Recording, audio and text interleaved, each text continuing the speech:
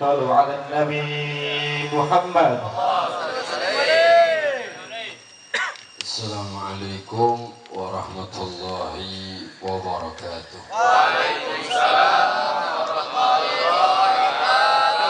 Alhamdulillah, nahmaduhu wa nasta'inuhu wa nastaghfiruh wa na'udzu billahi min shururi anfusina wa min sayyiati a'malina. من يهد الله فلا مضل له وما يضلل له فلا هادي له. أشهد أن لا إله إلا الله وأشهد أن محمدا عبده ورسوله لا نبي بعده. سبحانك لا علم لنا إلا ما علمتنا إنك أنت العليم الحكيم. رب اشرح لي صدري ويسر لي أمري واحلل عقدة من لساني يفقهوا قولي. Hadirin wal hadirat, jamaah yang dirahmati oleh Allah Subhanahu wa taala. Wabil khusus segenap para alim ulama, para guru, tokoh masyarakat, aparatur pemerintah. Wabil khusus khairul kiram Habib Najib Segaf mata'anallah jali hayatih. Wabil khusus khairul kiram Bapak Kiai Ali Mustafa MA mata'anallah juli hayati. Berkhusus Al-Ustaz Imam Ali Sauki mata'anallah juli hayati. Berkhusus Ustaz Zaki Ali. Berkhusus Ustaz Basir. Berkhusus Ustaz Nimin. Berkhusus Ustaz Sutisna. Berkhusus Ustaz Martin. Martin apa sih namanya? Martin. Al-Khair. Al-Khair. Jadi ahli khair.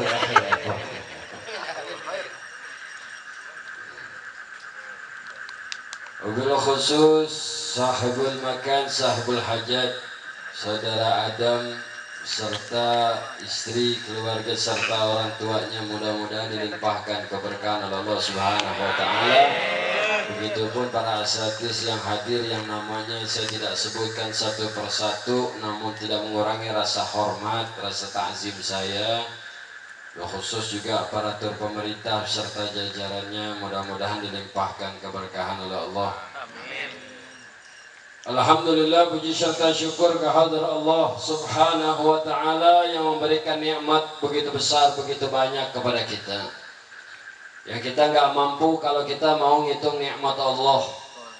Intinya kita perbanyak bersyukur. Alhamdulillah, mau itu yang modelnya bagaimana aja yang datang sama kita, mau manis, mau pahit, Alhamdulillah, nggak ada kata yang patut kita ucapkan kehadiran Allah kecuali rasa syukur kita kepada Allah Subhanahu wa taala. Apapun itu qada qadarnya Allah yang datang sama kita. Yang baik datangnya dari Allah, yang jelek datangnya dari diri kita.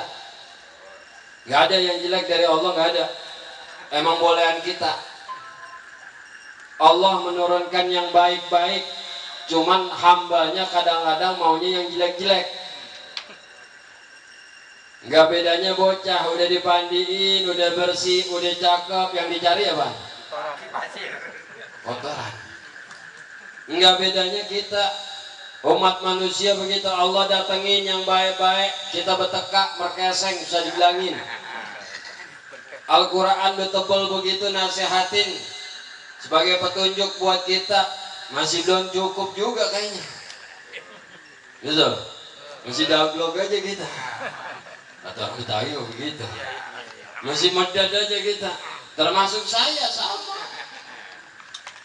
Nah, kalau saya bilang situ doang aja so bener gitu.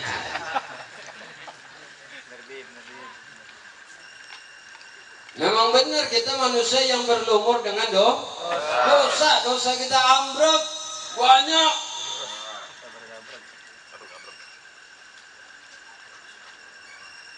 Yang baik-baik datang dari Allah, yang jelek datang dari kita. Makanya kita pilih-pilih, jangan salah terhadap Tuhan. Kenapa? Karena kalau kita salah-salah, Allah jadi murka. Contohnya begini, ada bocah kecelakaan motor, ya, ada bocah kecelakaan motor, kakinya patah. Bilang ke temannya, gue lagi menerima musibah, gue lagi dicoba sama Allah, gue lagi diuji sama Allah. Naik motornya kencang kagak kira-kira, ada angkot berhenti kagak ngeh megangin HP, ditubruk ke angkot, penyok mobilnya, ringsek kakinya. Yang disalahin Allah. Lu yang gak punya pikiran, goblok. Motor pelan-pelan, mau kemana, ngebut-ngebut. Dan begitu, bahaya nyalahinnya Allah. Ini nih, giliran yang baik-baik datang sama kita. Nih katanya bolehan gua nih, tuh bolehan dia. Lo katanya duit banyak amat, ke gua. Tuh, gitu aja. Tuh, kita tuh lagu kita begitu sih. Motor cakep amat. Ya baru kenal aja. Kan main. Lo kalau Tuhan gak kasih lo agak punya, hidup. Biar sadar kita sama Tuhan, jangan main-main, bener. Ntar nikmat ditarik sama Allah, nangis gayak sih. Kalau kata orang Betawi begitu, nangis cara gayak. Jadi kita jangan, kalau memang salahnya itu dari kita, ya kita salahin diri kita. Jangan salahin Allah. Tuh dapat ujian, gue lagi coba ini sama Allah, kaki gue patah, kakaan, lu naik motor kencang-kencang. Jadi perbanyak syukur kepada Allah. Apa aja udah yang datang sama kita, mau itu yang baik, mau itu teguran, mau itu cobaan, mau itu musibah, tetap alhamdulillah. Kemarin gue tetangga saya nih begitu bang, datang ke rumah saya, Bib tulungin ini Bib. Ngapa? Orang nenek sian banget. Ngapa udah gelagapan aja? Tahu dikata ngabisin kagak. Dikata kagak, masih hidup emang. Dibikinin air ini bagaimana kan ya? Iya udah saya bikinin air, dibawa ada minumin dah nenek. Udah kagak bisa minum Bib, minum usapin deh mukanya. Besokannya ketemu, bagaimana nenek? Alhamdulillah. Ngapa sehat? Meninggal. Lebay itu mah jangan alhamdulillah. Ya memang sih alhamdulillah, maksudnya agak keseksa lagi nenek. Bener sih, lu buat diri lu aja, udah jangan kasih ke orang. Jangan pakai ngunjukin. Dan emaknya mati, alhamdulillah. Ada lagi begitu, aki-akinya mati, alhamdulillah juga. Jangan alhamdulillah. Kata saya, lu rumahnya girang banget, aki-aki mati. Mengguret rupanya. Iya, diguret rupanya. Jadi kita apapun itu tetap kita mesti punya rasa syukur kepada Allah Subhanahu. Yang penting menempatkannya secara benar. Salawat berserta salam kita limpah curahkan keharibaan junjungan kita, panutan kita, pemberi syafaat kita dunia akhirat, Sayyidina wa Maulana Muhammad sallallahu alaihi wasallam, yang membawa umat manusia dari zaman kegelapan yang gak mengerti apa-apa sampai saat ini kita mengerti ini dan itu karena baginda Nabi besar Muhammad sallallahu alaihi wasallam. Bukan hanya perihal yang ada di bumi, tapi perihal yang ada di langit pun dengan datangnya Nabi Muhammad, Allah beritakan kepada kita.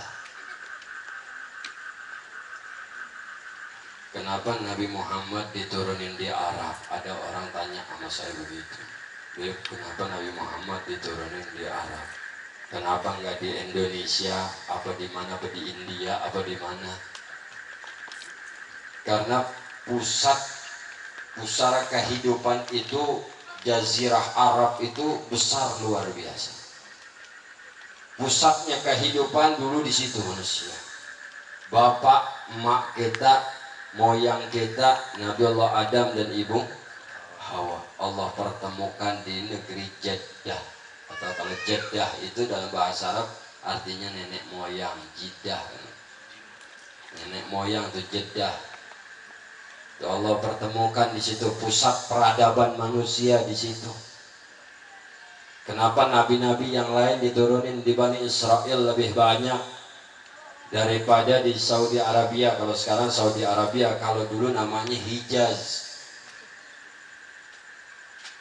Karena manusia pada saat itu lebih rusak. Rusaknya manusia itu luar biasa di sana. Orang kita nggak ada apa-apanya. Orang kita buader sebuader-buadernya. Ada bir paling diminum. Ya, tur bader bahasanya. Ada bir diminum. Orang dulu di Jazirah Arab di Hijaz sebelum datangin Nabi Muhammad, arak itu dibuat mandi. Lebih parah apa enggak? Lebih parah. Makanya Allah turunin di Jazirah Arab. Dan dulu di sana karena pusat peradaban manusia, siapa yang bisa nundukin Hijaz dan berserta orang yang ada di situ, maka dia akan menjadi pemimpin dunia. Maka Nabi Muhammad didatangkan serta Nabi Muhammad menundukkan manusia yang ada di situ semua untuk beriman kepada Allah. Maka tersebar ke seluruh alam dunia. Maka kita perbanyak sholawat kepada Nabi Muhammad, kunci untuk keselamatan kita. Seperti tadi kita udah sama-sama sepakat dosa kita banyak, ambruk luar biasa. Kalau kita takra amal ibadah kita buat masuk surga masih tangeh. Tahu tangeh? Ya udah. Enggak bahana kelihatan tuh pahala dosamu kelihatan. Makanya kuncinya buat masuk surga cuma satu, syafaat baginda Nabi Muhammad SAW. Pertolongan Nabi doang yang bisa. Kalau bukan karena Nabi Muhammad yang dilihat di alam dunia ini, Allah udah nakwa kita sama lagunya kita. Apalagi malaikat udah ngemplangin ini buahnya, udah nakwa sama lagu kita. Bener bentaran, rusak lama. Benernya bentar, rusaknya lama. Makanya kita perbanyak sholawat untuk memberikan keistiqomahan di dalam diri kita, selalu tergetar asma Allah dan nama Nabi kita Muhammad SAW. Itu bisa menguatkan akidah kita, keimanan kita kehadirat Allah Subhanahu wa Ta'ala. Hadirin yang dirahmati oleh Allah Subhanahu wa Ta'ala, pada malam hari ini saudara Adam mengadakan acara akikah. Sebagaimana sabda baginda Nabi Muhammad sallallahu alaihi wasallam, kullu ghulamin rahinatan bil aqiqah yuzbahu anhu yawm as-sabi wa yuhlaku yusuf. Bahwasanya Nabi Muhammad sallallahu alaihi wasallam bersabda, setiap anak manusia itu dalam keadaan tergadaikan, maka harus ditebus. Kalau anak perempuan tebusnya dengan 1 ekor kambing. Kalau anak laki dengan dua ekor kambing. Itu untuk menebus. Nih kita tinggal lihat, kita mendingan korban kambing di dunia apa selamat di akhir. Yang dimaksud tergadaikan ini sendiri, mana-mana ini anak nanti menjadi orang besar, dia menjadi orang yang saleh, ahli ibadah, taat kepada Allah, taat kepada Rasul, sayang kepada Allah, sayang kepada Rasul, sayang kepada umat manusia. Wa yadkhulul jannah, lalu Allah masukkan dia ke dalam surga. Tapi waktu di dunia dia tidak diakikahkan oleh kedua orang tuanya, maka dia masih memiliki status yang tidak hilang, yaitu dia masih tergadaikan di sisi Allah. Barang siapa seseorang, kata Nabi, yang ia mendapatkan syafaat aku dan dia masuk ke dalam surga, maka dia bisa mensyafaati keluarganya sebanyak 70 orang. Misalkan di antara kita ada yang masuk surga bisa syafaatin saudara kita. Makanya kita saudara biar banyak. Ya enggak? Yang lain medet atuh benar. Ya enggak? Yang medet bisa masuk surga itu gara-gara yang benar. Nah iya. Nah ada kita punya adik emang kita kurang diantak ya. Kita punya adik mana benar buat ngajinya rajin dukung. Udah kita gak danta, jangan adik kita ngedanta juga. Terus sama masukin kita. Karena ini dia punya saudara masih dalam keadaan tergadaikan yang gak ditebus sama orang tuanya waktu di dunia, maka ini anak yang soleh yang tadi masuk surga tidak bisa mensyafaati keluarganya. Kira-kira rugi nggak? Tekor nggak kira-kira? Tekor. Mendingan kita potong kambing bakal dia, tapi kita selamat masuk ke dalam surga. Apa kita diamin itu anak? Apa kita diamin itu anak? Kira-kira kita potong kambing apa kagak nih? Potong. Nggak usah yang gede besar, nggak usah. Ngukur kadar kemampuan kita, mau duit apalagi karang, duit rada langka. Tahu pada kemana tuh duit ya? Atau supir gojek begitu, duit rada langka, tarikan kagak ada kan duit langka berarti.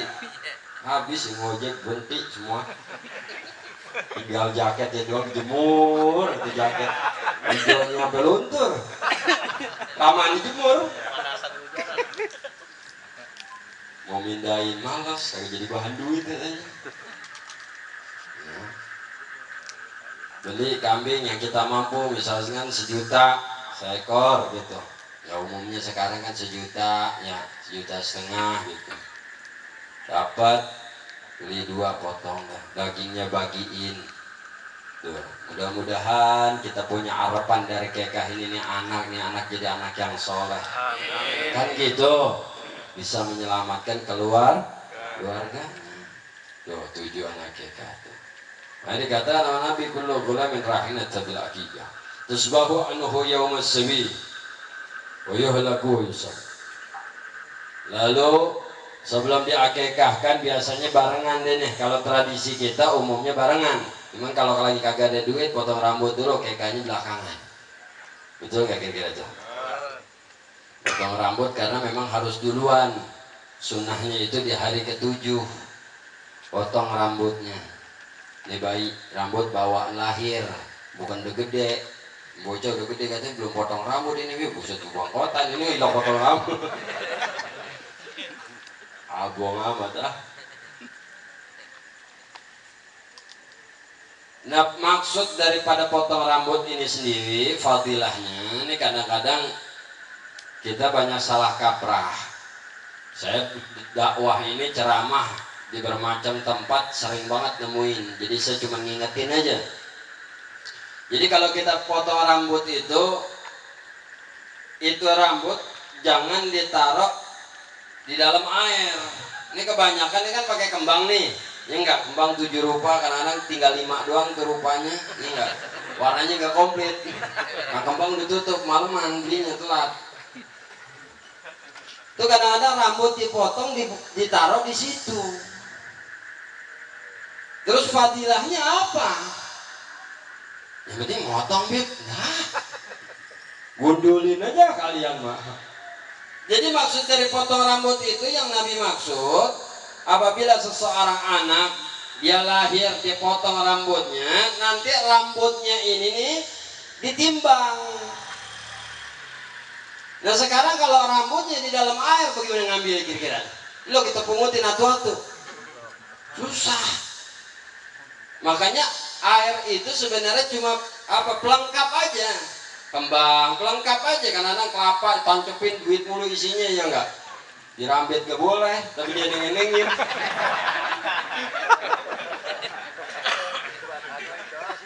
Iya dia nengin, banyak banget itu kan, ya enggak, kayak kelapa tuh tancepin dia nengin-nengin doang itu.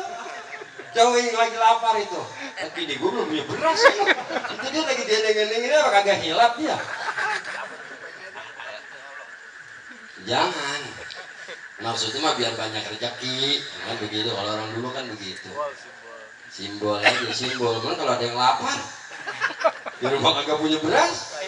Iya, Indomie 300, anak 3. Itu paru-paruan.